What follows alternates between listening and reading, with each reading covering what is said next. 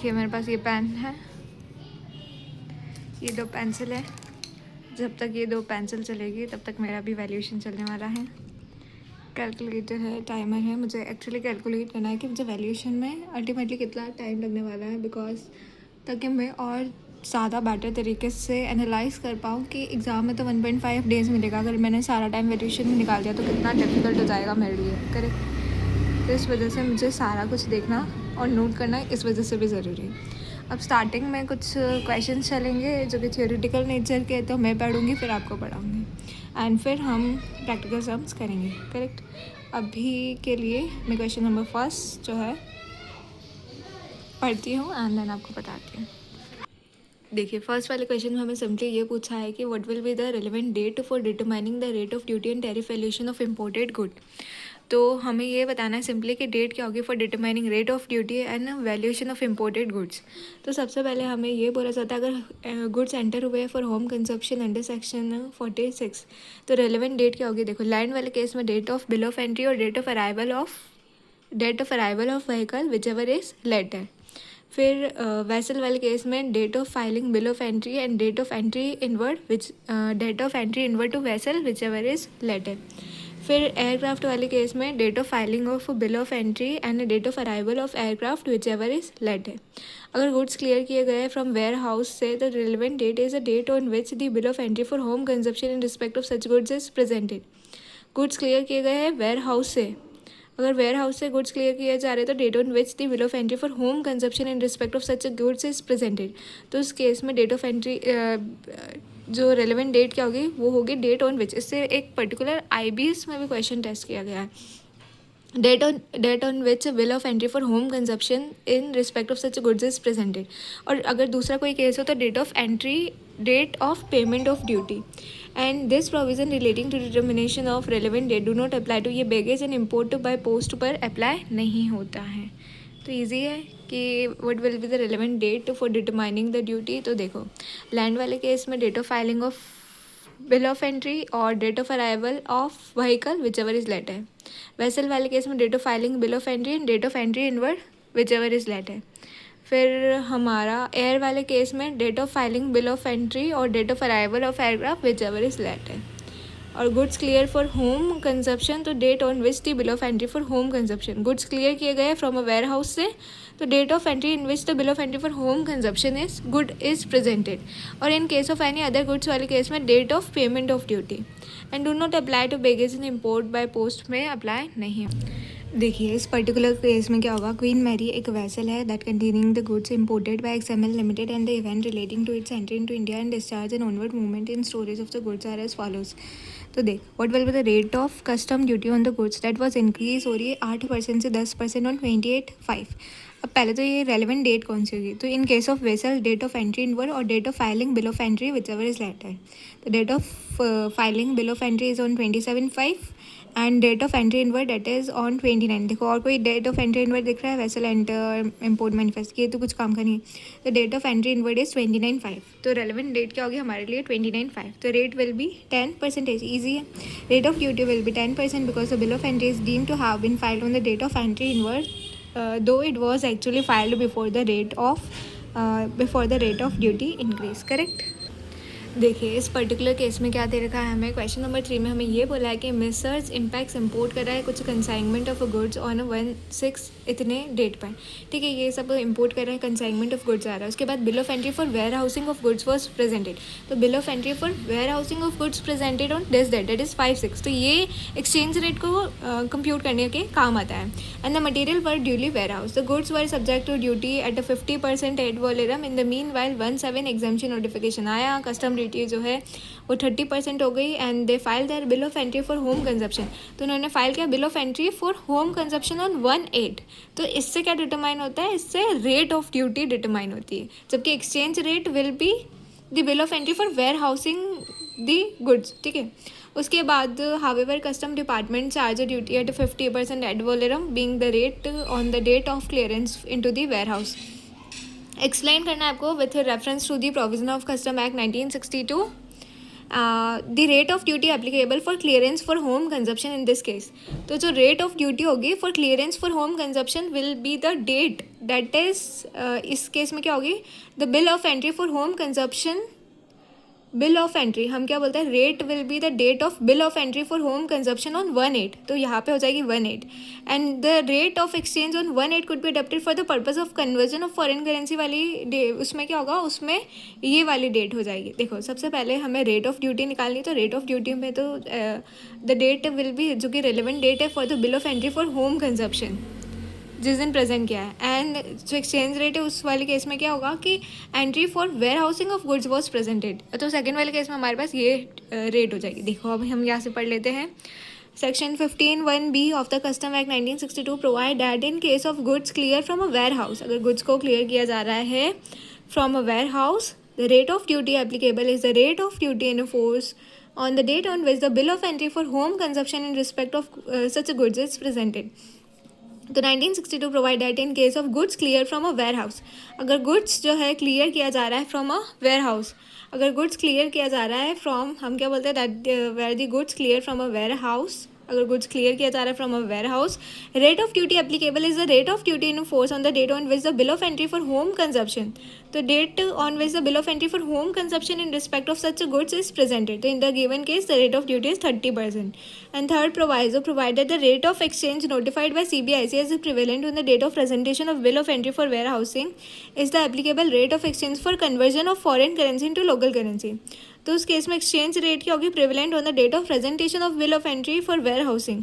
तो उस केस में the date will be this and not one the prevalent on the date of. तो warehousing वाले case में मतलब कि जब एक्सचेंज रेट निकालनी है तो द डेट विल बी जिस दिन bill of entry for warehousing किया है. और अगर आपको ये हो गई एक्सचेंज रेट, और rate of duty will be जिस दिन bill of entry for home consumption के लिए मतलब गुड्स क्लियर वगैरह किए हैं. ईजी है. देखिए इस पर्टिकुलर केस में हमें ये बोला जा रहा है कि mother Mary hospital research import कर रही है एक मशीन, और जिसकी पहले तो प्राइस थी $5,000 और जिसको शिफ्ट कर दिया गया था मशीन को 10/4 को. बट बाद में क्या हुआ कि जो भी ये नेगोशिएशन का ये चल रहा था एंड फाइनली प्राइस रिवाइज कर दी थी 15/4 को इतने पे 4150 पर, और जबकि मशीन अराइव कब हुई 18/4. तो प्राइस जो है वो ऑलरेडी रिवाइज कर दी मशीन के आने से, मशीन के अराइवल से पहले ही चेंज हो गई. तो हमारी जो फाइनल प्राइस होनी चाहिए वो नेगोशिएटेड और रिड्यूस प्राइस होनी चाहिए.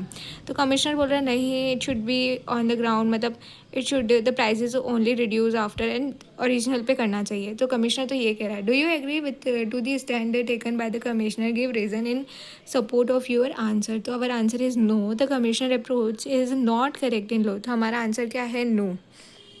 The commissioner approach is not correct in law. As per section 14 of Custom Act, the transaction value of the goods is the price actually paid or payable for the goods at the time and a place of importation. Further, the Supreme Court in case of Garden Silk Milk held that the importation gets complete only when the goods become part of mass of goods within the country. Therefore, since in the instant case the price of the goods was reduced while they were in transit, it could not be contended that the price was revised after importation took place. Hence, the goods should be valued as per the reduced price, which was the price actually paid at the time of importation. तो हम ये बोल रहे हैं कि no, the commissioner approach is not correct in law.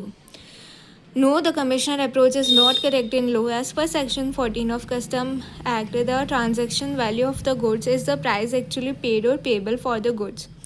तो section 14 of custom act, the transaction value of the goods is the price actually paid, की जो भी प्राइस एक्चुअली पे की जाएगी, प्राइस एक्चुअली पेड और payable for the goods at the time and a place of importation. Further, the Supreme Court in case of garden milk, the price will be the price actually paid or payable at the time of importation. Garden silk milk तो ये कहता है कि importation gets complete only when the goods become part of mass of the country, mass of goods within the country, and in the instant case the price of goods was reduced while they were in transit, it could not be contended that the price was revised after importation took place. Hence, the goods should be valued as per the reduced price, which was the price actually paid at the time of importation.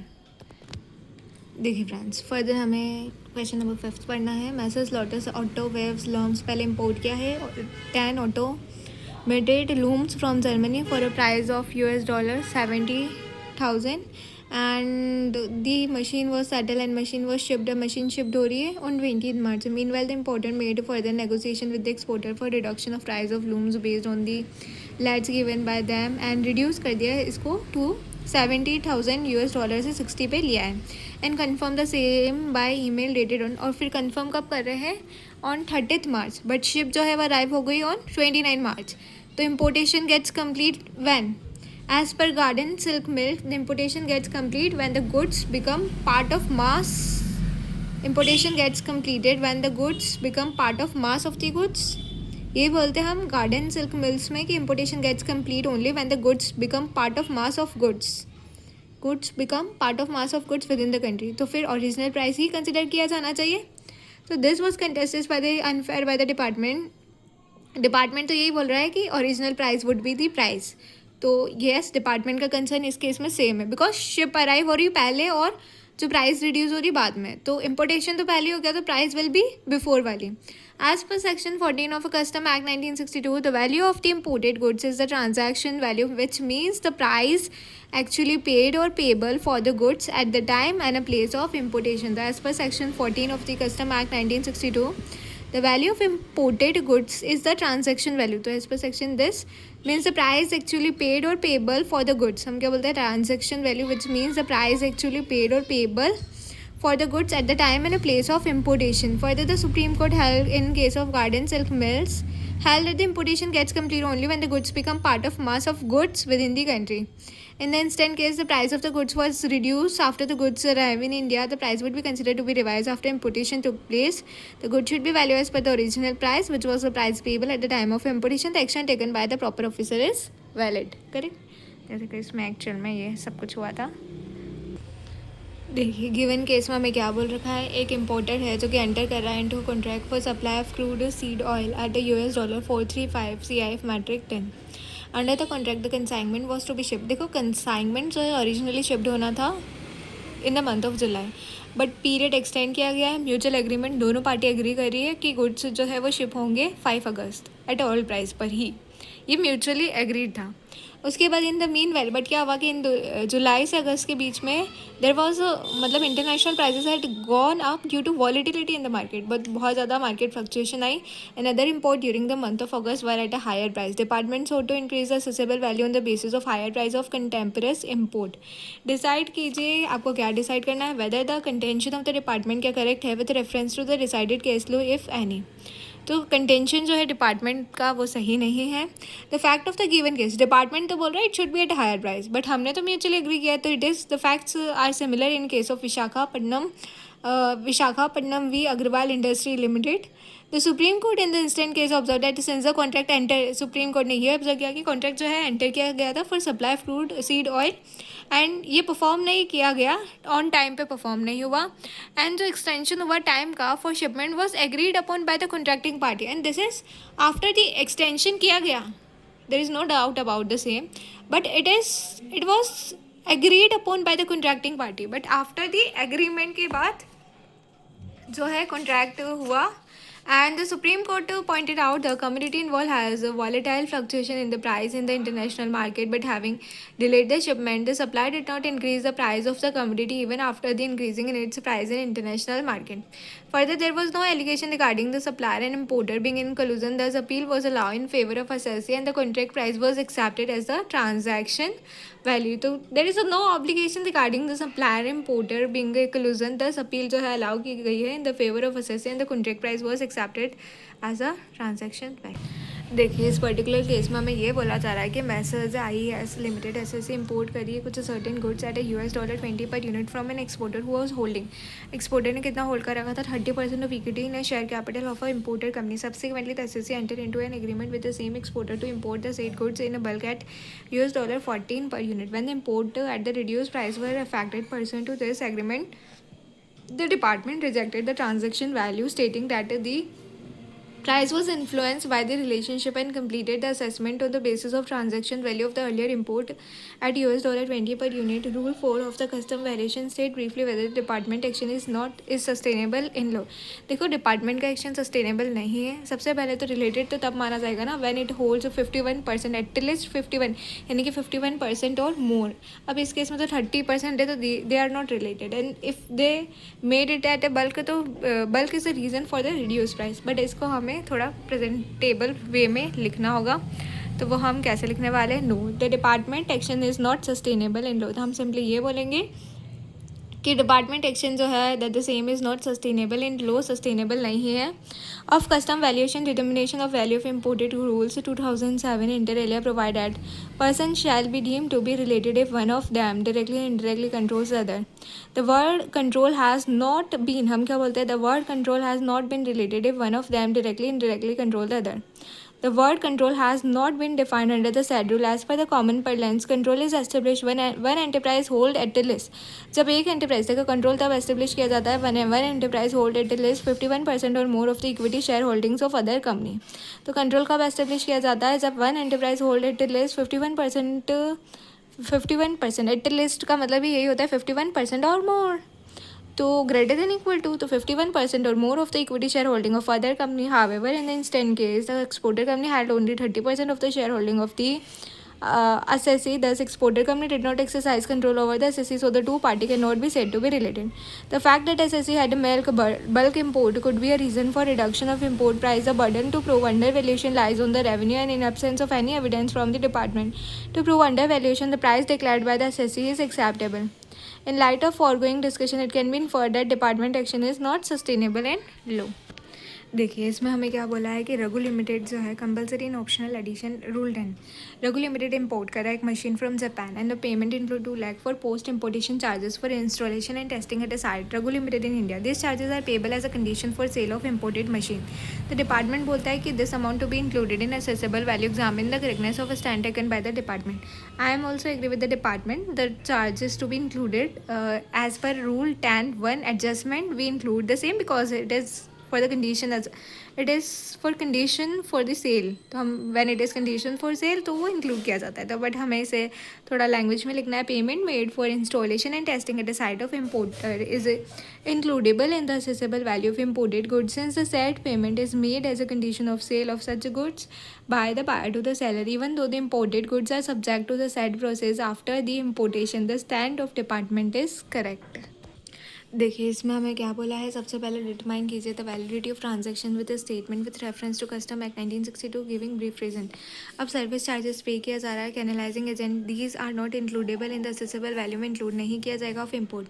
Such agent import the goods from foreign seller and enter into an agreement to sell such goods with a buyer in India in high sea sales. देखो this is something is a part of commission but which is not buying commission. If it is not buying commission then you have to include in the assessable value. So the statement is incorrect or we can say not valid since the canalizing agent is not the agent of importer nor as वो कोई importer के agent नहीं ना ही वो represent करे the importer abroad purchase in bulk by canalizing agent from foreign seller and subsequent sale by it to Indian importer on a high sea sale basis are independent of each other.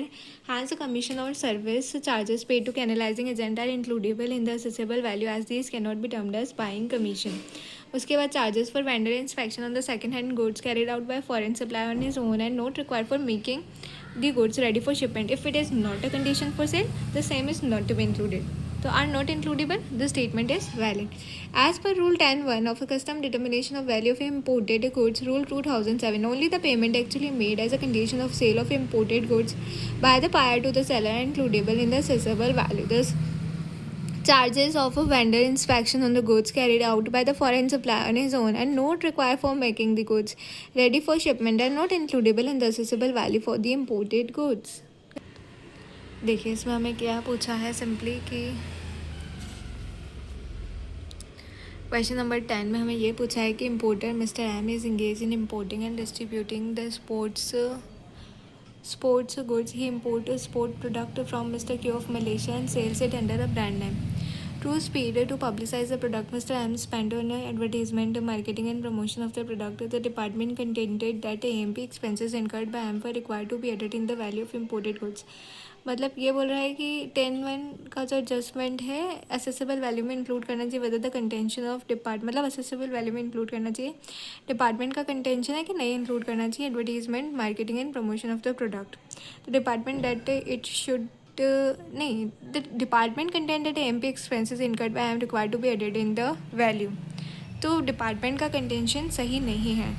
The contention of the department that AMP expenses incurred by M were required to be added in the value of imported goods. कि जो advertisement marketing and promotion के expenses जो भी खर्चा किया है which is incurred by M were required to be added to the value of imported good was not correct.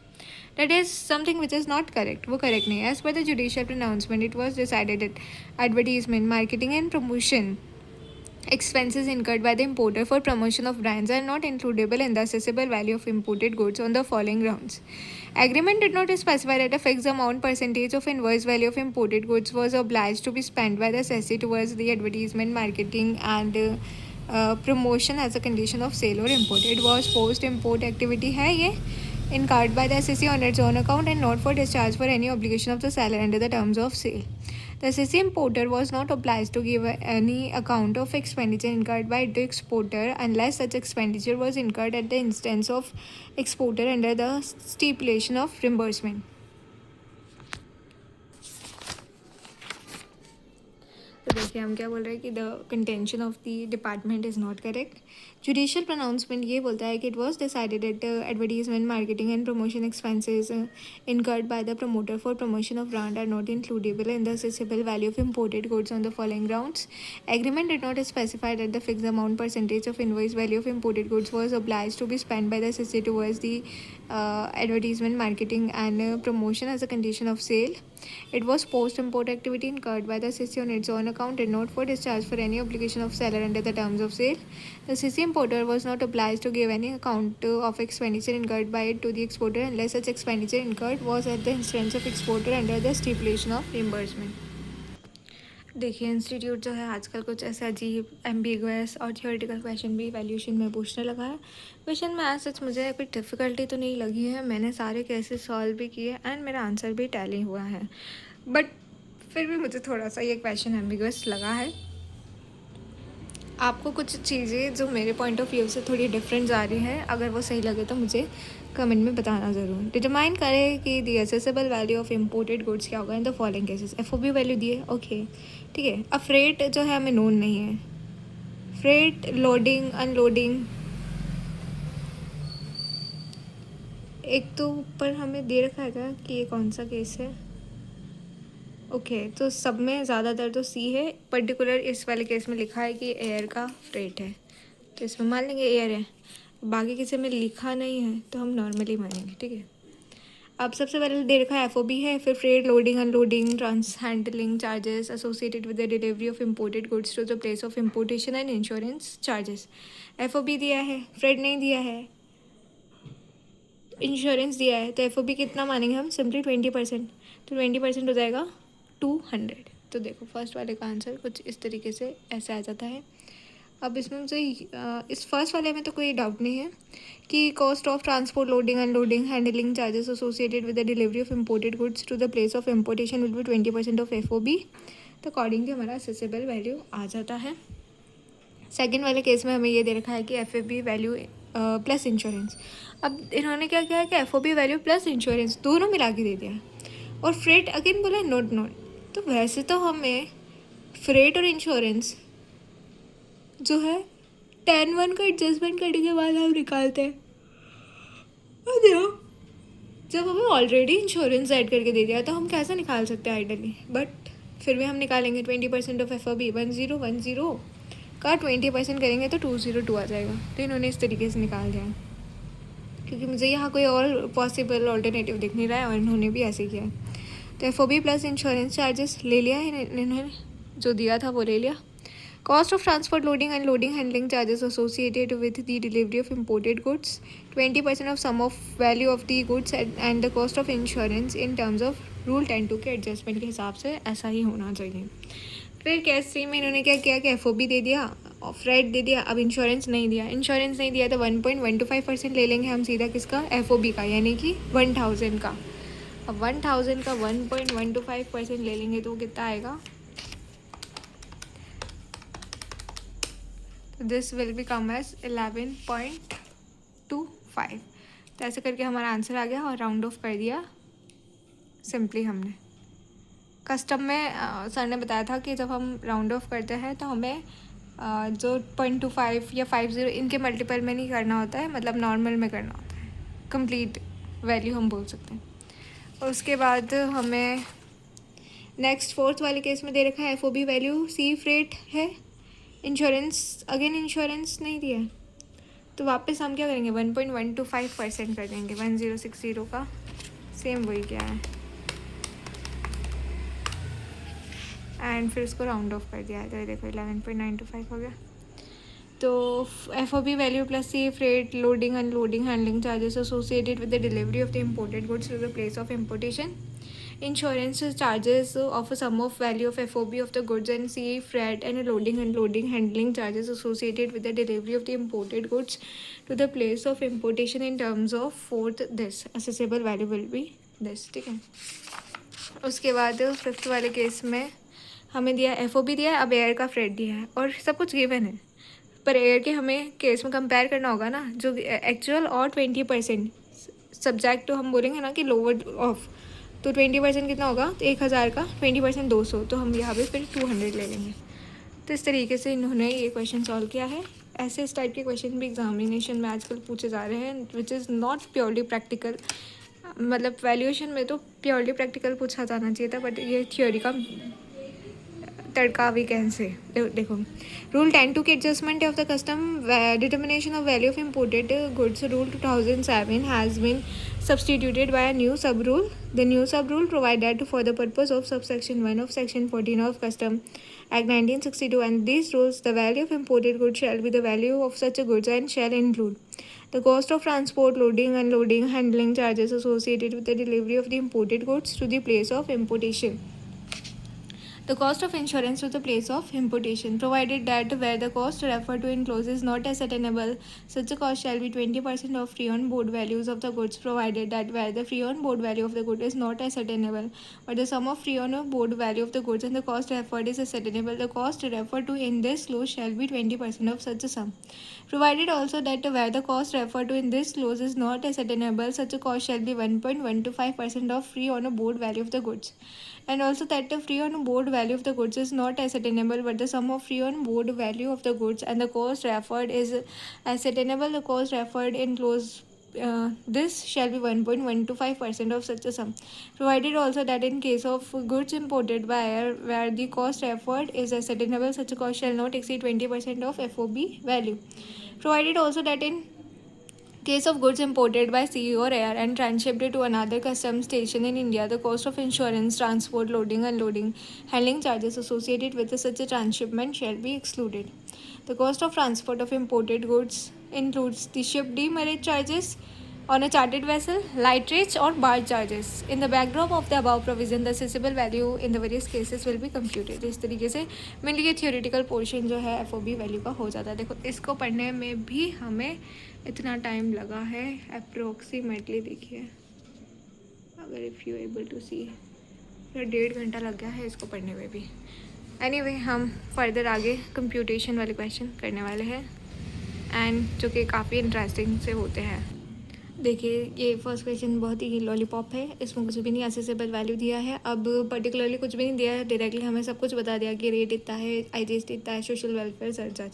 तो simply आपका जो असेसेबल वैल्यू है उस पर BCD लगा दीजिए 10%। अब सोशल वेलफेयर सरचार्ज BCD का 10% होता है, इज ऑलवेज हमें यही मानना होता है। उसके बाद सब टोटल, फिर IGST of the total value, and ultimately we get the duty payable on such. देखिए इसमें हमें क्या दे रखा है, सबसे पहले तो आपको पता होना चाहिए हमें कौन सी रेट लेनी होती है। हमें रेट जो है वो लेनी होती है एक्सचेंज के लिए, सी rate notified by CBIC, and date is also CBIC वाली रेट लेनी होती है। 1 मिनट, मच्छर आ रहा है इस फ्लैश लाइट की वजह से, देखिए चल भी रहा है, कहाँ गया मच्छर, दिस इज गया, एनीवेज, देखिए हमें कौन सी रेट लेनी होती है।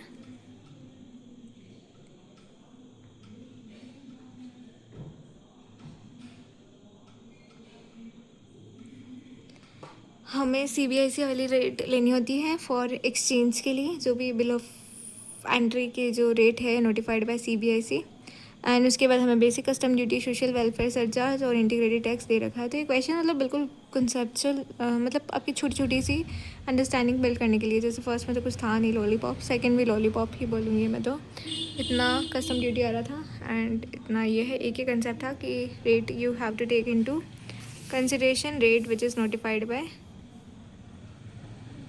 CBIC, correct. देखिए फर्दर हमें इसमें ये भी एकदम लॉलीपॉप क्वेश्चन है, इसमें सेसेबल वैल्यू दे रखी है। अब बस आपको पहचानना है कि बेसिक कस्टम ड्यूटी किस दिन वाली लगने वाली है। तो simply basic custom duty will be date of bill of entry और entry inward whichever is later, वो वाली लगेगी। उसके बाद exchange rate which is notified by CBIC on the date of presentation of bill of entry, वो वाली लगती है। And IGST, social welfare surcharge, ये सब दिया है। नोट हमें बनाना है एंड बाकी क्वेश्चन का सोल्यूशन हमें इस तरीके से करना है एंड अकॉर्डिंगली आंसर आ जाएगा। ईजी है। And round of in GST कैसे करना है, तो ये ऐसे नॉट इन अ मल्टीपल, या तो हायर या लोअर में राउंड ऑफ होता है। अब यहाँ पे 660.8 आ रहा था, तो will be round off to the next number. देखिए इस क्वेश्चन में भी ऐसा कुछ है नहीं, हमें CIF दे रखा है, तो CIF दे रखा है और एयर का केस है, तो पहले आपको FOB निकालना है। CIF से FOB पे चले जाओ। Once you get the FOB then simply take the freight and insurance into consideration.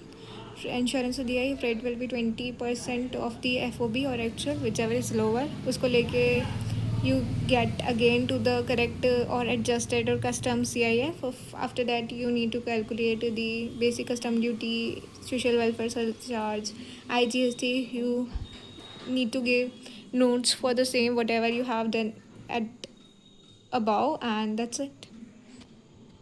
देखिए जैसे ऊपर वाले क्वेश्चन में किया था वैसे ही 16 वाला भी ऑलमोस्ट सिमिलर है, सब कुछ सेम है। जो एक डिफरेंस है वो है कि यहाँ पे डिज़ाइन एंड डेवलपमेंट चार्जेस दे रखे हैं which is in India with respect to India. तो हमें पता है कि design and development charges elsewhere than India होते तो ही वो पार्ट पर बनते हैं रूल 10(1) के एडजस्टमेंट का। तो सबसे पहले हमने CIF से FOB पे गए।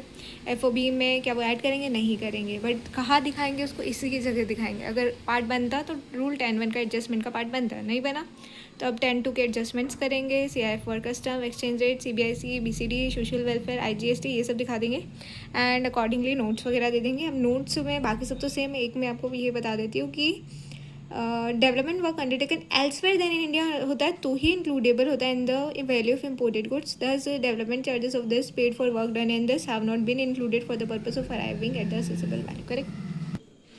देखिए इस क्वेश्चन में हमें सबसे पहले तो एक चीज़ दी रखी है नेगोशिएटेड प्राइस, तो we need to take into consideration the negotiated price, ठीक है। अब उसके बाद CIF है तो FOB पे चले जाओ।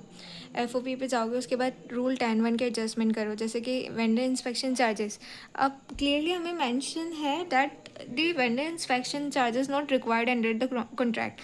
It simply means that it is not a condition of sale. If it is not condition of sale तो रूल 10(1) के एडजस्टमेंट्स में नहीं आएगा, बट दिखाना वही है, करेक्ट। एंड उसके बाद we have one more thing that is the commission which is on FOB। तो this is not again buying commission, तो रूल 10(1) के एडजस्टमेंट में उसी के साथ उसी जगह बता दो। अब ये this is in Indian because it is to the local agent, तो this will obviously in Indian currency. तो you have to exchange your this pound into rupee, and after taking into consideration the date, the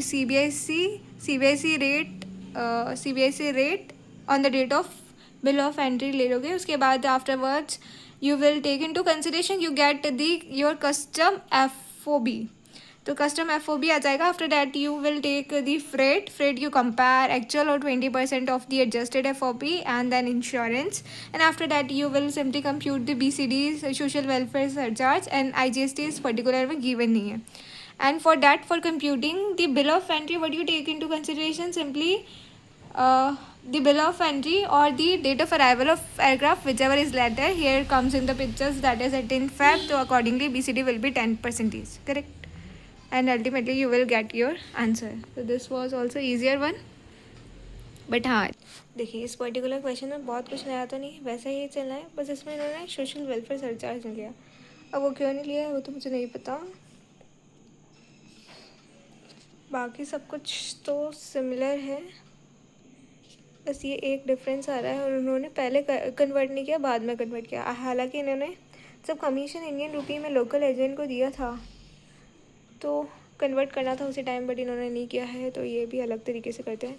बाकी के question हम बाद में करेंगे। तो इस तरीके से मैंने सॉल्व किया एंड फाइनली हमारा this one is the final answer, correct. Next question we will do letter.